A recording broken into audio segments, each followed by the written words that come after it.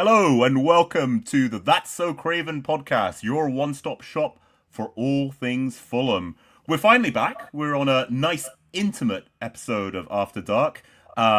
Joining me on this wonderful adventure to discuss Bournemouth, Marco Silva, our Discord questions, and everything else. I have Mike. How are you, Mike? Yeah, I'm good, thank you, mate. I've gotten over the disappointment of Friday night, so it's nice to have a little bit of a gap actually to just kind of get my head around two defeats on the bounce.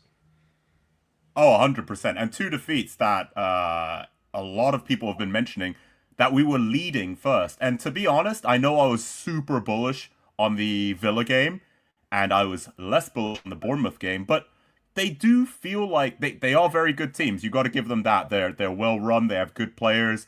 Uh they're resilient, right? Because we've scored against them both first and we still didn't get the win. But they are two teams that they don't exactly strike fear in me. It's not like when I see that we're going to the Etihad or when we're going to Anfield and I'm just like, this is gonna be a rough ride, or the Emirates. But I don't know, do you feel the same way as well? Like maybe there were points to be had, or were you a bit more cautious in your predictions and your sort of analysis of those two teams? Yeah, I've kind of got mixed feelings in hindsight. I think that you know, all of the results that we've had this season on paper probably look about what we'd have expected them to in that first sort of 7 game period. But then seeing them play out as they did, you can't help but feel like we should have taken more from particularly the last two, where, as you say, we've been leading. That old habit of conceding twice quite quickly has crept back in again, and that's annoying for me in particular. I thought that was something that we'd kind of gotten out of our game, but it seems to have just kind of come back in a little bit, where when we concede, we don't have that resilience to just keep a team out, and they score quite quickly.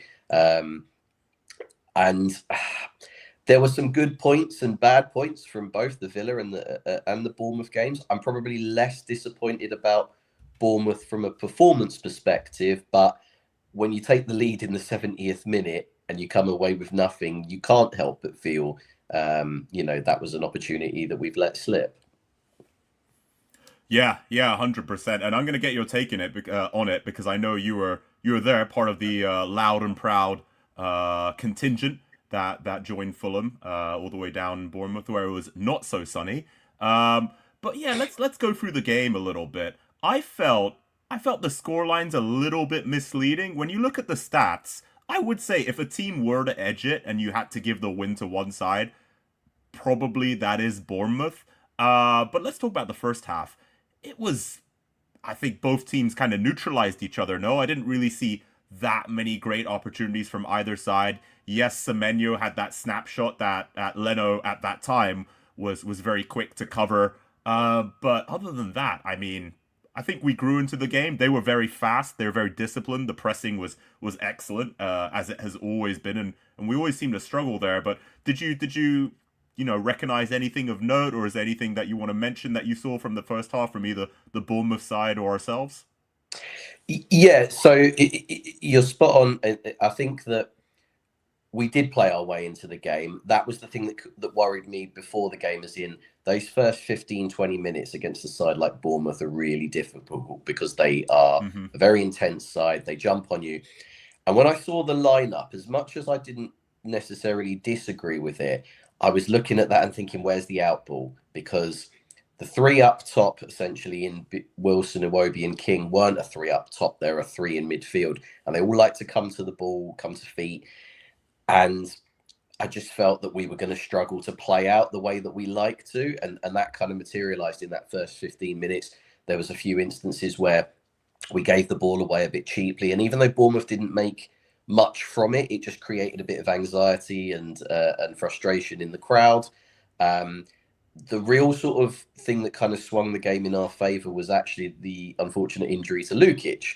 But by Yeah. bringing Tom Kearney on, Kearney got his foot on the ball, and that was what we were crying out for. Somebody to just get to grips with the game and take control of the ball and just kind of calm things down, but also play forwards like with intent. And I felt like we weren't doing that until that point. Don't get me wrong, the conditions were really difficult. Like I'm not sure that they quite do it justice what you would see on TV. Like it was a really difficult game to kind of be able to kind of play your normal game in. And some players will always deal with a change in conditions better than others. I felt that like Wilson, for example, really struggled with it, whereas Kearney seemed to just adapt, nice and comfortably, and as I say, helped us kind of get up the pitch a bit more. But it never felt like we really had any sort of major threat going forwards because we just didn't have any sort of outball to kind of get us up the pitch. I think the one sort of key moment that for us stands out is I think Wilson had a chance to play Iwobi through and sort of didn't execute the pass correctly. Other than that, we sort of huffed and puffed, but without really causing too many problems. But the same at the other end, we didn't look like we were going to concede either. There wasn't really too much to trouble Leno, and I felt that the back three, stroke back five, kind of dealt with the Bournemouth threat pretty admirably. Yeah, yeah, that's a very fair point. God, I'm glad you raised that as well. Injuries, we have been pretty unlucky with them. Tete, Muniz, Raul, and now Lukic. Kearney coming on, and I'm gonna, hold my hands up here. I was one leaning towards Kearney out over the summer. He did show his quality, and he did change the game, so he definitely still has it in him. The vision and the execution. Perhaps not the best defensively, but we've always sort of known that. But you're right. The one opportunity we did have, it was disappointing, wasn't it? Because it didn't feel like that pass needed to thread the needle, like the previous pass Iwobi did to Wilson at Craven Cottage against Brentford, which was a beautiful pass, which is inch perfect. But this one, it felt like he had space and time, and he just sort of massively overhit it. I remember watching that on our Discord, which we kindly remind you, if you aren't a member, come join us. We are over 500 strong. Great place to sort of plug in our socials and our community. There'll be questions later. But yeah, you're right. It was a bit disappointing. And absolutely chucking it down, like you mentioned. Then we hit halftime, going into the second half. I don't mind this as a strategy, actually. When we're playing against a good side, because make no mistake, Bournemouth and Villa are very good sides. I don't mind playing a bit more defensively, frustrating them, getting the crowd on their backs a little bit. And once again, Cess, we signed him on a free. He does amazing work, doesn't he, to get in there. He is a threat, and I like that. He's direct, he has vision, he knows how to run into space. Tell me about your feelings when we scored that goal. Oh yeah, I mean, I always love it when Sessegnon scores because I feel like his sort of redemption arc is continually on the rise. He had a terrible time of it at Spurs. I think he's one of the few young players that we've let go and not begrudged him because he did a great job for us in his first spell. But coming back and just seeing him looking like the player that we all kind of wanted him to go on and become, he looks more confident in his body. He's got that sort of physical strength now that is he's showing that he's a bit more confident now. When he sort of first came back to us, he was a bit tentative in some of his actions, whereas now he's really sort of getting up and down the pitch well. I always felt that he suits that wing back position because he is a goal threat and he's a really good finisher. He's proven that, time and again for us. And it was a lovely finish on Friday, just sort of lifting it over the keeper. We've seen other players in our squad thrash at things like that or just make a mess of it. He's got that composure in the penalty box that I'm not sure you can teach that. I don't think you can really coach that into players. They've either got it or they don't. And Sessegnon has it in abundance. And also as well, he loves the club, he loves the fans, and he showed that in his celebration when he comes running over, giving it large in front of the fans. A lot of people rushed down to the front. I was not one of them because, as you know, Mark, I'm on crutches at the moment. So I was just trying to make sure that I didn't get bundled in that away end, and there was a fair few that were getting a bit lively, shall we say? So I was just quite pleased to come out with it with my leg in the shape that it's currently in. But yeah, like always great, to score a goal in an away end in front of your fans, and really enjoyed that moment, as short-lived as it was. Well, I had my false sense of hope then. I was like, I knew it. I knew I'd get the prediction wrong, which I didn't, sadly. But I was like, yes, we just have to hold out for 15 or 20 minutes, and then we can. I guess you could kind of call it a smash and grab. They weren't all over us, but they were still a very, very good side. And Cess is doing that thing that I understand the youth call aura farming. He does that every time he scores. So yeah, that's pretty impressive. But we always knew who the main threat or one of the main threats was going to be from the Bournemouth side, and that's Anton Semenyo. We've said it before. Amazing at Bristol City. You know how like feeder clubs exist, and we were kind of Liverpool's feeder club for a bit with Harvey Elliott and Fabio Carvalho. I feel like Bristol City are like Bournemouth's feeder club with Alex Scott and Anton Semenyo. So fast, so skillful, so confident. Is that a really good goal, or is that a defensive screw up, or is it a little bit of A and a little bit of B? Yeah, it's a bit of both for me. I think that it's undeniable quality from Semenyo, and he's a player just brimming with confidence that you just kind of think that sometimes players like they've just got it going for them at the moment, and you feel like he was probably the only guy on the pitch that could score a goal like that. There's an element where it's sort of half a mistake from Castagna and half a mistake from Leno that ultimately, cost us in stopping that. But I think Bournemouth at that point had made some sort of, some attacking changes and really sort of had the impetus. And we could have done better there in defending that. Of course we could. I feel like Castagna's a bit lax there. And that's where, we're going to miss someone like Kenny Tete because he just wouldn't have allowed that. I think that he would have, if he needed to, committed the foul before Semenyo gets into the box, but at the very least, lean into Semenyo so he doesn't have that free run. Whereas I don't think Castagna laid a glove on him at that point.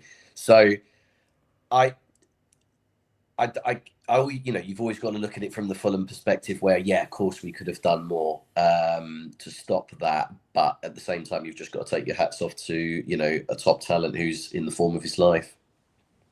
Yeah, 100% agree. And at some point, I'm going to tell my inner voice to shut up because I was watching that goal in real time. And Castagna lets him through, and I'm like, oh, that's not good.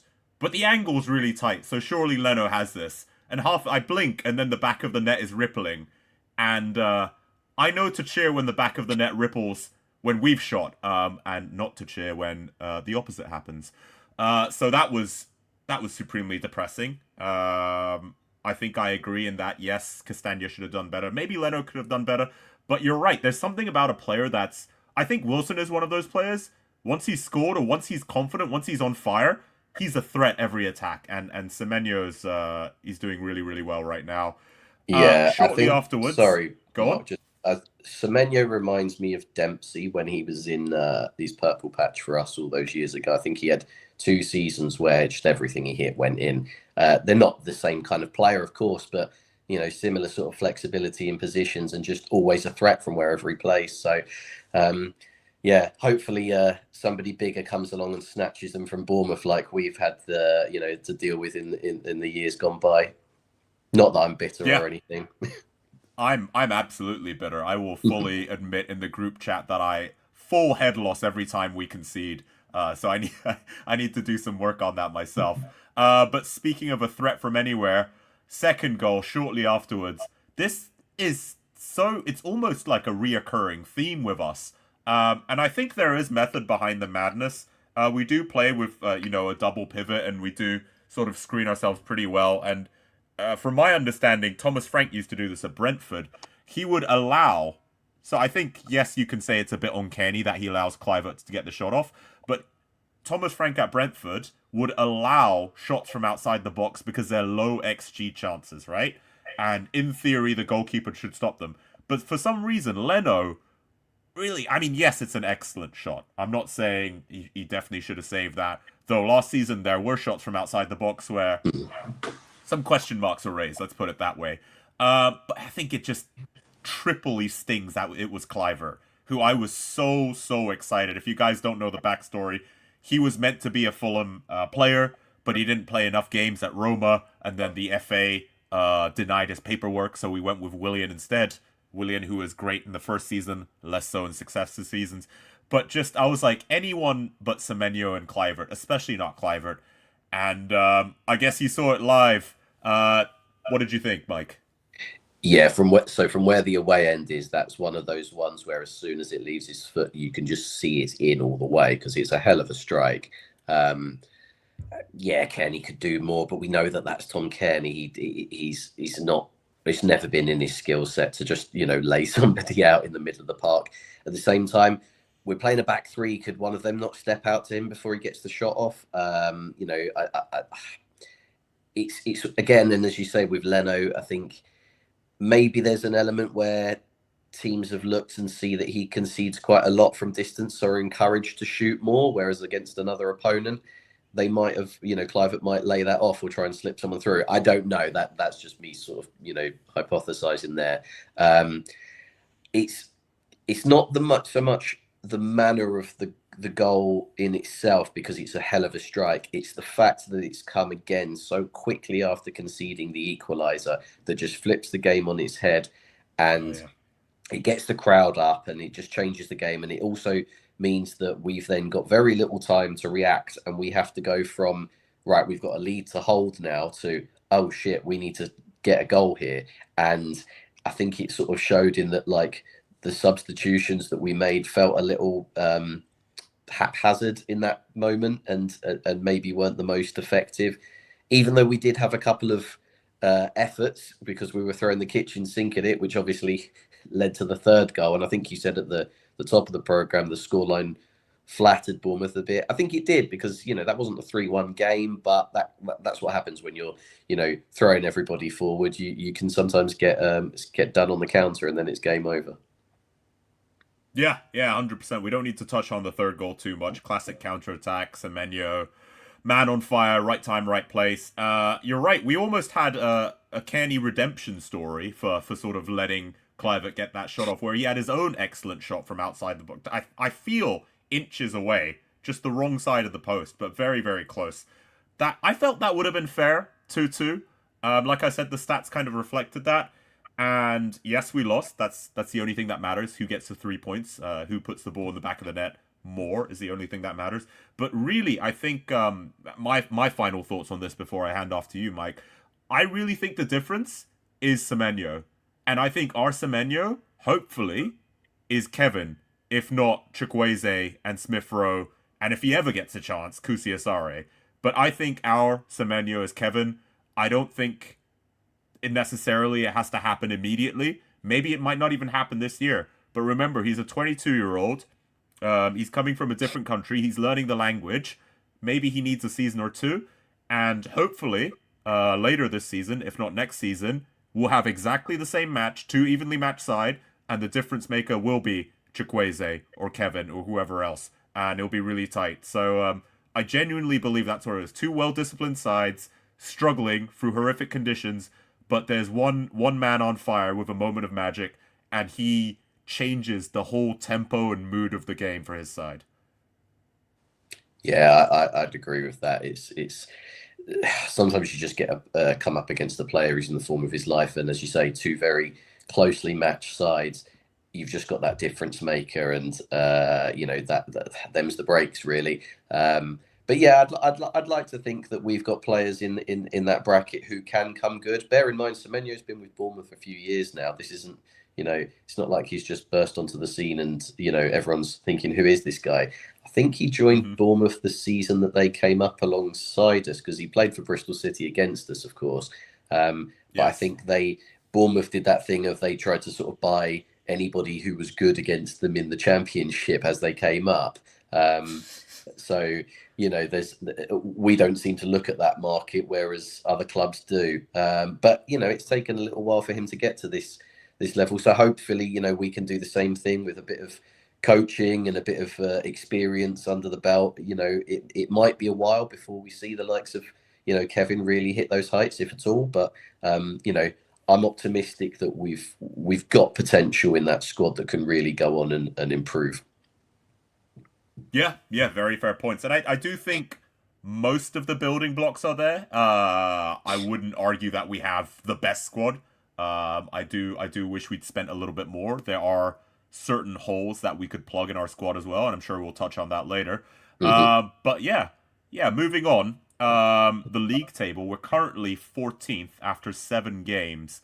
Um, I sense, and I don't think this is a bit too presumptuous of me to say, but I sense, myself included, the fans are a bit put out by this. I think maybe expectations were a little bit higher, especially with Kevin's price tag and sort of the names that we were linked to. Um, what do you think in terms of where we're at? Do you think perhaps the expectations are too high?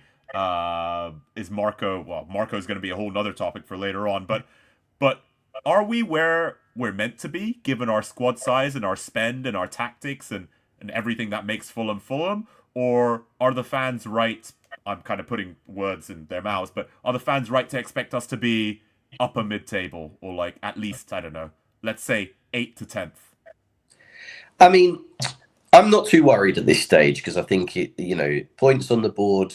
I think we've got 8 points, is it? And that so we're sort of ahead of that one a game thing that you kind of, that you need to be at to avoid relegation. I don't think we'll be in a relegation battle. I think that some of the fixtures that we've had, at the start of this season have been tough. Like if you look at the 4 away games that we've had, Bournemouth, Villa, Brighton, Chelsea, all top 10 sides last season, you wouldn't expect to get a lot from those games. And then we've got 7 points from our home games. Okay, the Leeds one a bit fortunate, but then, I think the fans might be aggrieved because in 5 of those games, all of the subjective decisions have gone against us. Like every single one of them. It doesn't feel like we've had what we deserve out of the opening 7 fixtures. But also that's kind of led to a bit of frustration and anger at some of our performances, maybe some individual performances, maybe some tactical selections. There's a few things in there that are just maybe making the fan base a little more disgruntled. Even the way that we've gone about our business in the League Cup, while it's been efficient, it hasn't excited anybody. We've just kind of gone about, beating lower league sides at home by the barest possible margins rather than really going and giving somebody a good hiding. But at the same time, when those teams set up defensively, it's difficult to kind of get what you'd want as a fan there. So overall, I'm not massively concerned about our position in the table. I think if you look at where everybody is in terms of their points, it's all very bunched. We don't have the concern of there being, sorry, we don't have the sort of buffer of there being 3 terrible teams in the league that we already know are going down, like we've had for the last 2 seasons. So maybe that's just making people a bit nervous. But at the same time, I mean, if you look at it, we've got 8 points. Chelsea in 6th have got 11. Like that's one win, So there's not too much to worry about, I think, at this stage. And I would like to think that maybe when we get past the next 2 fixtures, we've got a slightly better looking run on paper. Yeah, very fair point. Next 2 fixtures, pretty tough. We're looking at Arsenal and we're looking at Newcastle. Now, we've always done kind of all right against Arsenal at home. I believe. Yes, they are the clear favourites to beat us. And Newcastle, I don't know why. Once again, ridiculously overly optimistic mark, but we've done all right against Newcastle. Like that Saudi PIF money it's kind of run out like a season or 2 ago. Like, yes, they have a great squad, 100%. I think it's off the top of my head at least 2.5 times, if not 3, maybe even more times as valuable as our squad. Squad values and everything, I understand that, but it typically means something. And they got this massive German guy whose name I'm not even going to attempt to pronounce for a lot, 90 million euros, right? 70 million pounds, 75 million pounds, some massive fee. Yeah, it is big money. So Voltemada is who you're talking about. He's looked impressive. But I take your point in terms of I've got a bit of optimism about that Newcastle game because I think that they'll be playing midweek in the Champions League. I think the Tuesday before we go up there on the following Saturday. Now, as Newcastle aren't somebody who regularly play in the Champions League or even in Europe for that matter, they're not quite as seasoned at managing Saturday, Tuesday, whereas clubs like Arsenal, Man City, Liverpool, they are. So I don't ever feel that that's Yeah. a factor when we play those sides. But Newcastle, you know, it might be a case of a little bit after the Lord Mayor's show where, they might not be as up for it against Fulham because it's not as exciting as a Champions League midweek game. And they might have to just rotate the squad a little bit. I think we caught them cold last season after they just won the League Cup semi-final, or it was, I can't remember if it was before or after, but either way, we weren't the biggest game in town for them that week. So I've got a little bit of optimism that if we can go there and, as you say, frustrate them and maybe try and be a threat, on the transition or on the counter, then we've got a chance. The Arsenal one, I'm less optimistic about for obvious reasons, but at the same time, we do have a decent record against them, and I think it's likely that Odegaard isn't going to be playing because he's got injured again. So he's their most creative player. If we can sort of make life difficult for them and frustrate them and offer a threat going forward, hopefully, maybe we've got one or two of our injured players back for that, then you never know. But at the same time, I don't think anybody really scores too many against Arsenal. So any chances that we do get, we need to be ruthless and clinical in that game. 100%. And Gabriel and Saliba are a quality centre back pairing. Gabriel in particular is dirty as hell. He is. He's good at his job, but he's dirty. And that whole squad is good. The thing that worries me, Odegaard is absolutely a quality player, amazing player. But instead they'll put in Eze, who really likes playing against us, which kind of hurts. Does. So I'm just hoping that he has an off day and they play Trossard that they had against Olympiacos, because that Trossard was terrible. Not good Trossard, please, and we'll see how it goes. But we do have after that a few kind of fixtures. Wycombe Wanderers in the Cup, Wolves, Everton away, and this is a different Everton than the one we love and know for the last 2 seasons. A pretty serious Everton, backed by Grealish and Dewsbury Hall and a few others. But we'll see how we do next. But the main topic I want to discuss with you, because this has kind of been making the rounds on socials, and I think this is a really fun one. It's controversial, it's thought provoking, and I want your take on it, Mike. Marco Silva.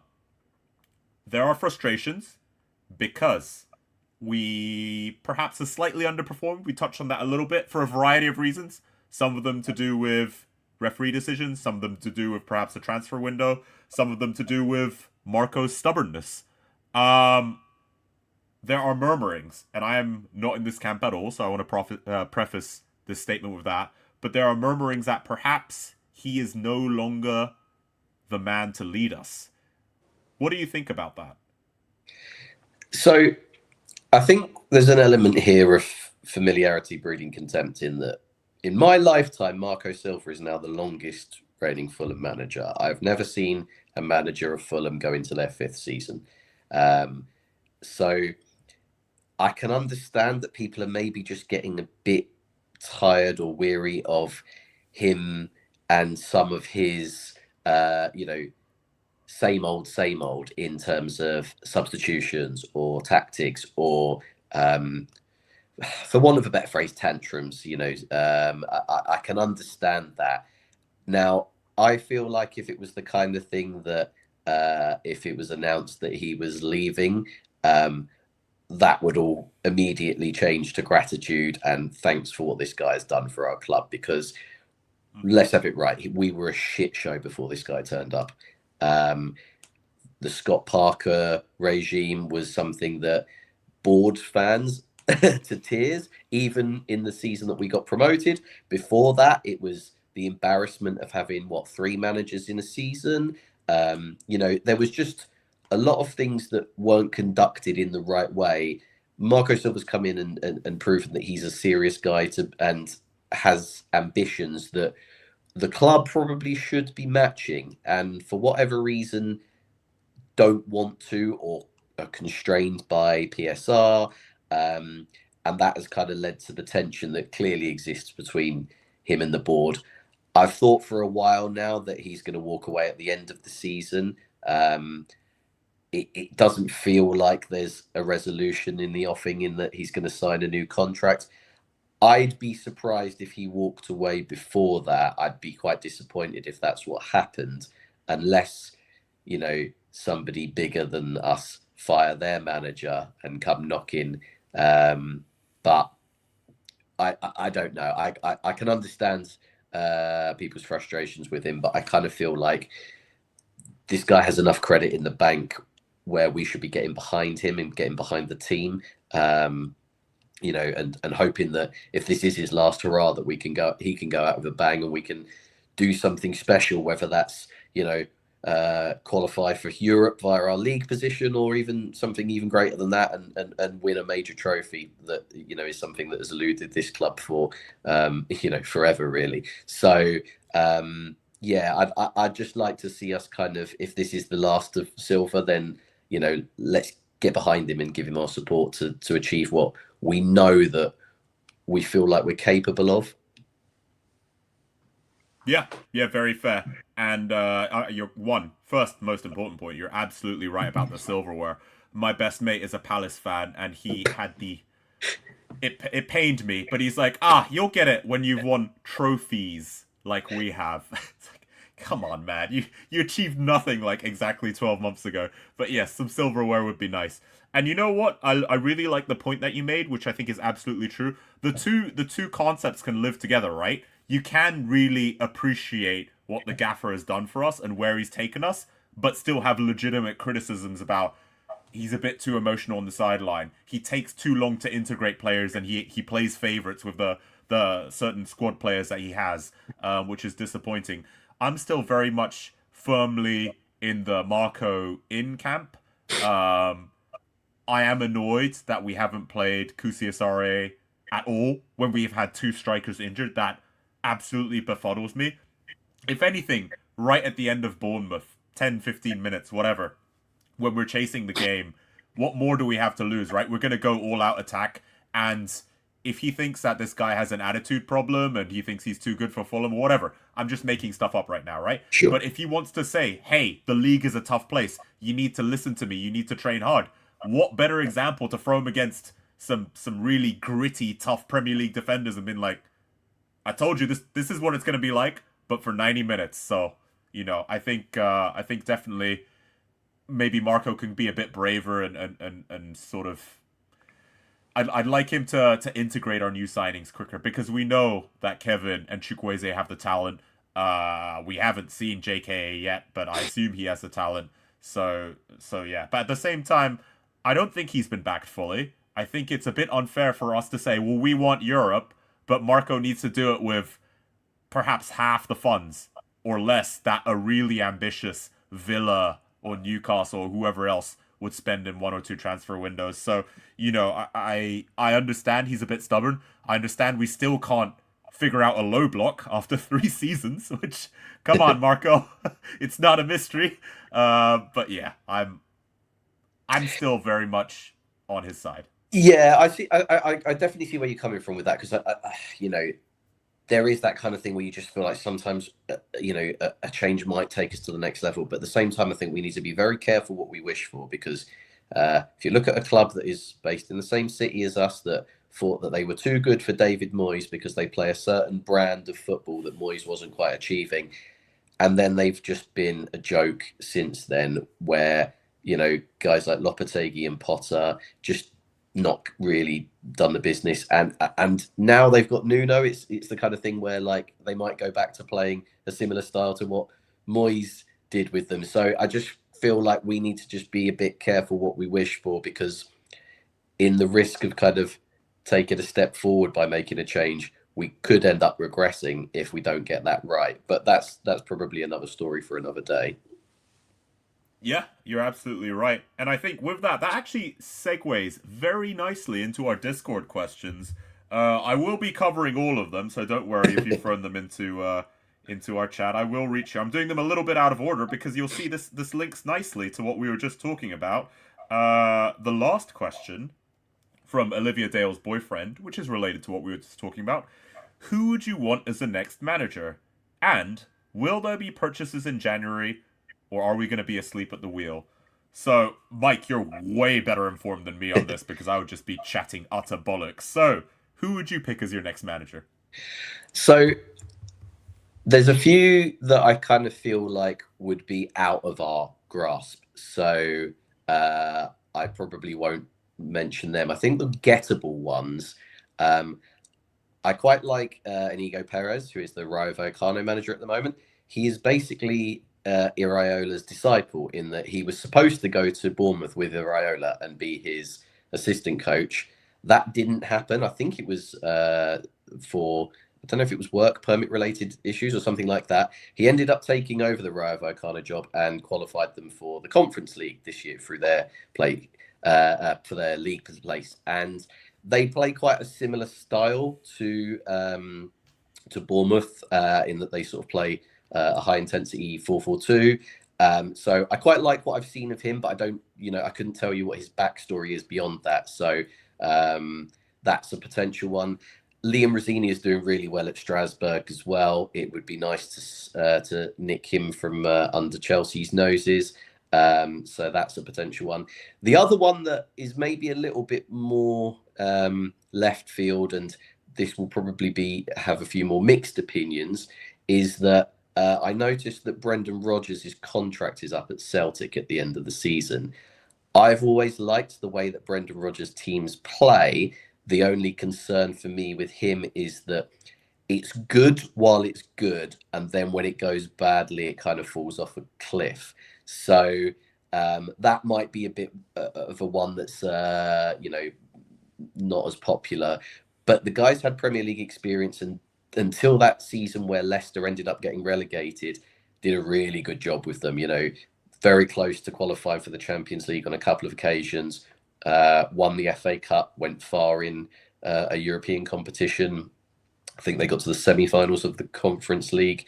So that's maybe one that I wouldn't be against, but I think that some of our other fans might not be too keen on that one. Fair enough. I have very little to to no contribution there. I've heard the name McKenna thrown around a fair bit. I would not touch Ange with a barge pole. I think that is a ludicrous. I don't know why. I swear it's the Greek thing. Like, yes, he won a trophy, and yes, he presents very well. But I do feel for Forest. But yeah, I see from 98. I'm gonna screw this up. I'm so sorry. 98 Artiern. In Marco we trust, although I appreciate the frustration. Well, that's yeah. Well, we appreciate you. So thanks for jumping in there. January worries me. January worries me because I've mentioned it so much in the group chat that the other lads are sick of me saying it. But I'm gonna beat this drum until I die.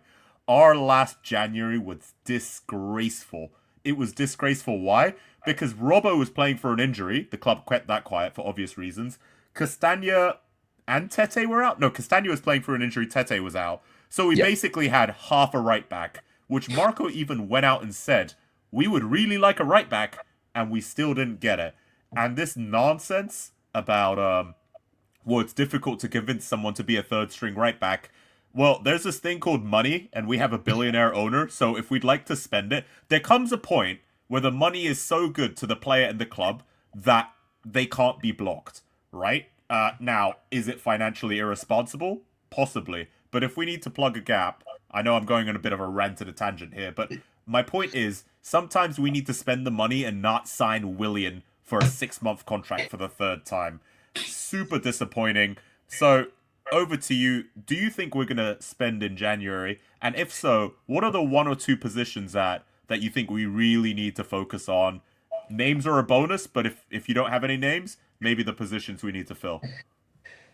Do I think we'll spend in January? No. If we do any business, it will probably be like a 6-month loan for a gap that we need to plug. I think the obvious one that has been made even more obvious, is central midfield, where Lukic's injury kind of means that we've got, a bit of a hole there that we need to fill. I don't really have any sort of names off the top of my head in the sense that, for example, in the summer, I kind of felt like we could have gone for that Yunus Musa, who was the American guy that we were linked with a couple of years ago, but went to AC instead of Valencia. Didn't work out for him at AC, and I thought there we could go and get him, and I think he's gone to Atalanta now instead. So that's probably off the table. There's probably some sort of loan deal that we could do for somebody to kind of plug that hole, but it does sort of feel like the owners aren't really willing to spend the money unless it's on a club signing rather than a silver signing. And unless Marco kind of commits his future to the club, they're probably not going to back that stance. So I think it would be a stopgap at best. Yeah, that's fair enough.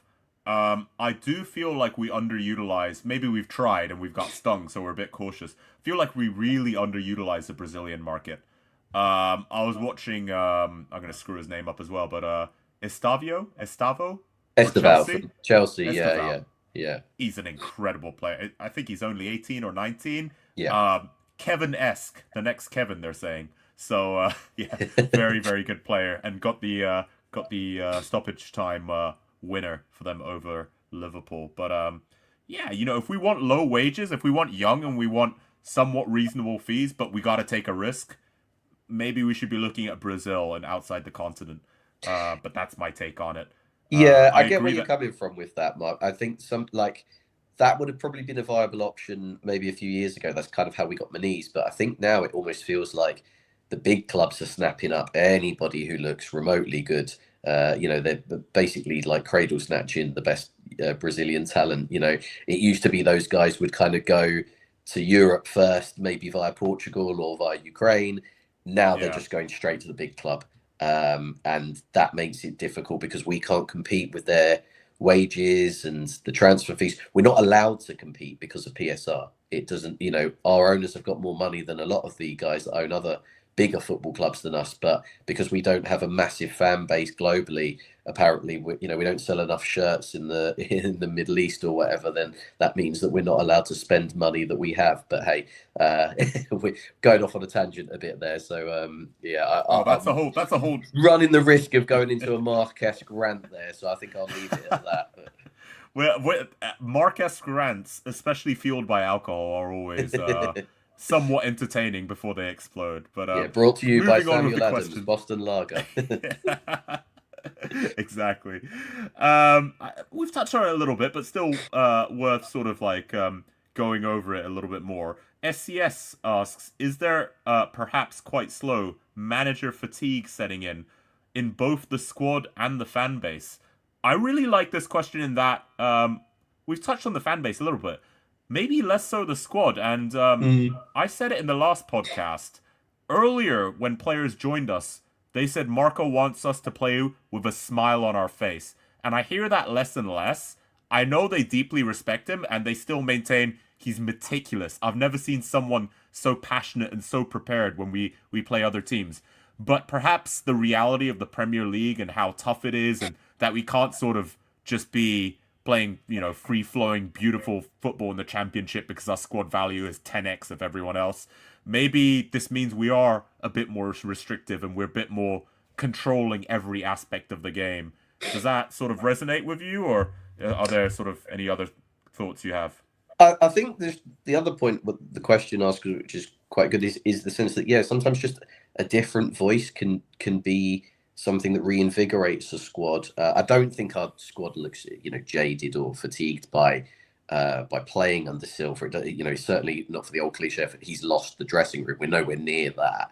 Mm-hmm. But sometimes just some different ideas and different tactics can kind of just freshen things up a little bit. I know that we've had a few changes in the coaching staff over recent years. Obviously, Boa Morte left at the end of the 24 season, and then Stuart Gray left at the end of last season. So there's probably some new voices in that regard. But maybe from just a motivational perspective, sometimes. The manager might be sort of finding it a bit difficult to say something different that he hasn't already said, and that the guys who have been here for a long time haven't already heard. So there could be an element of that about it as well.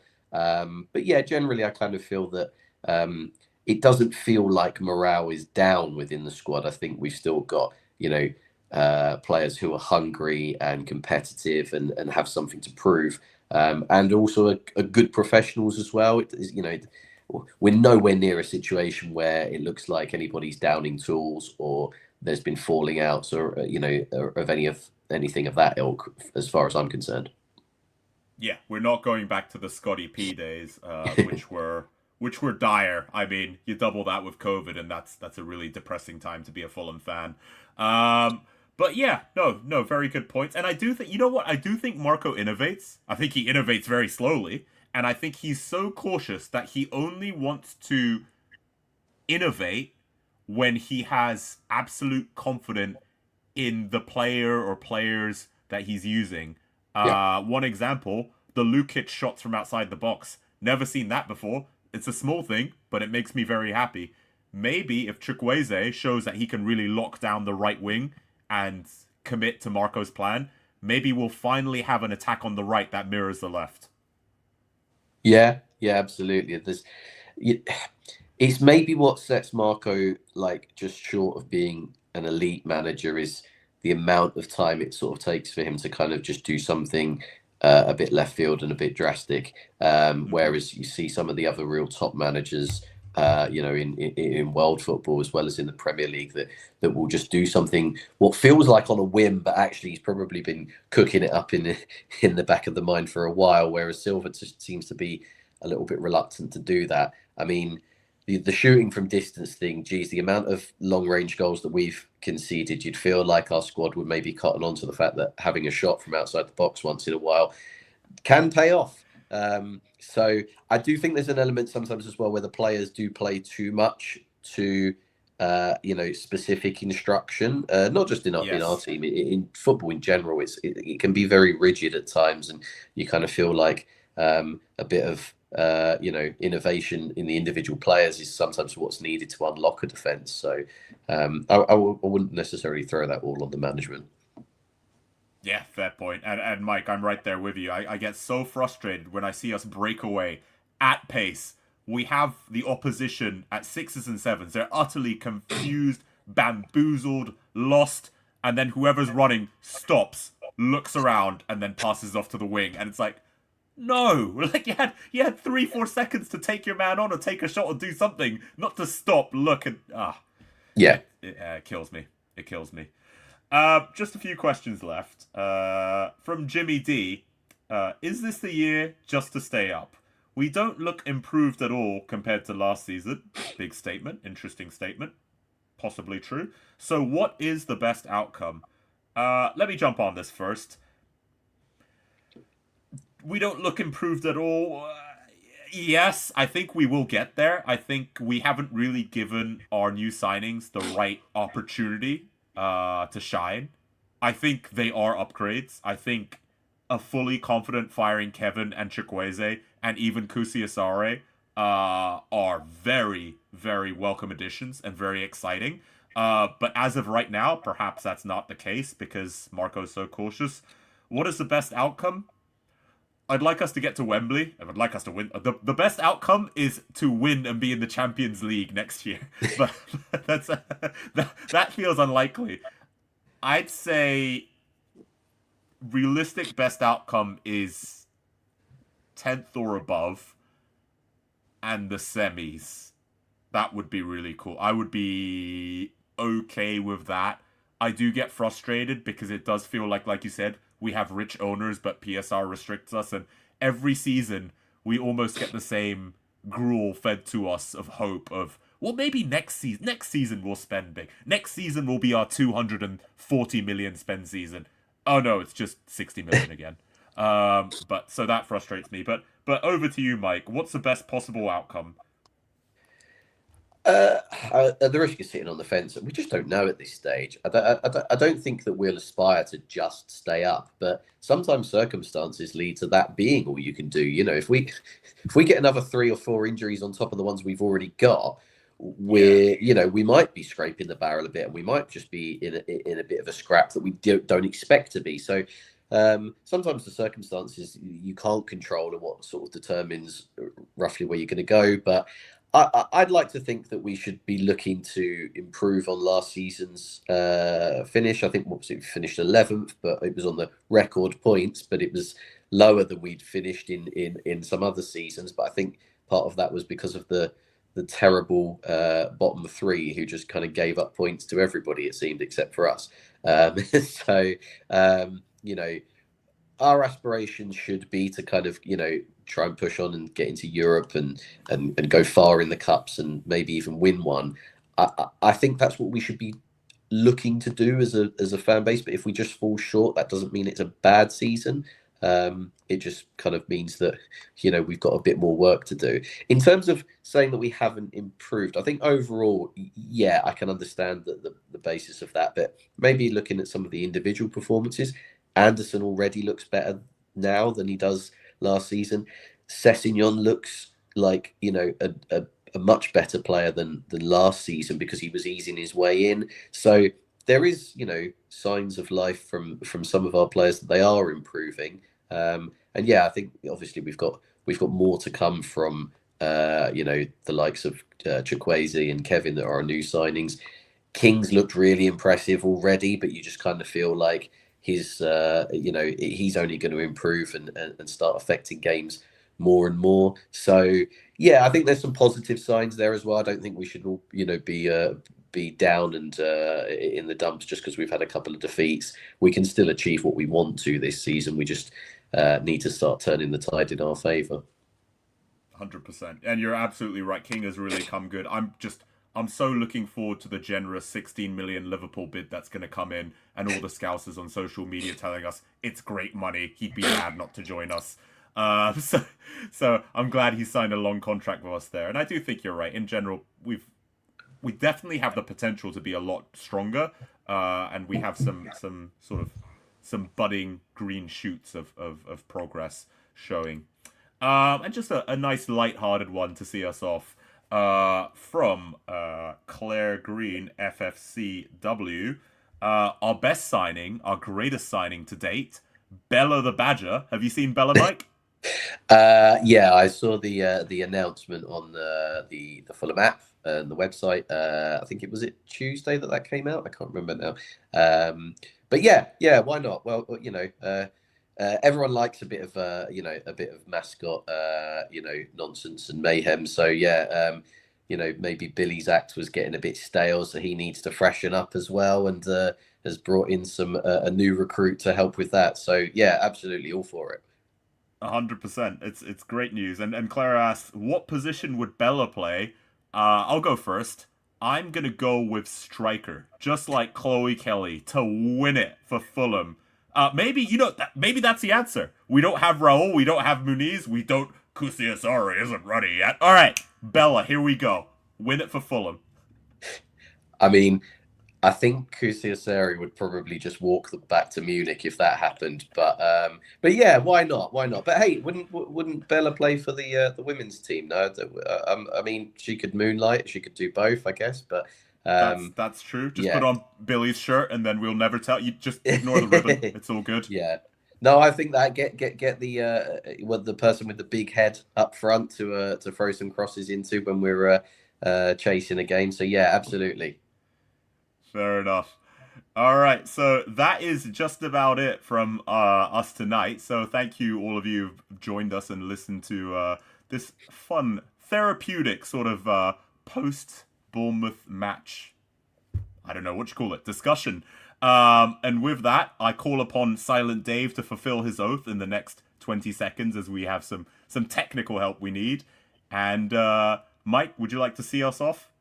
Yeah, but if Dave's late, I'm not going to hold on to the note until I'll join you. We'll make it work. Let's do it. Okay, right. On 3, 1, 2, 3. You are.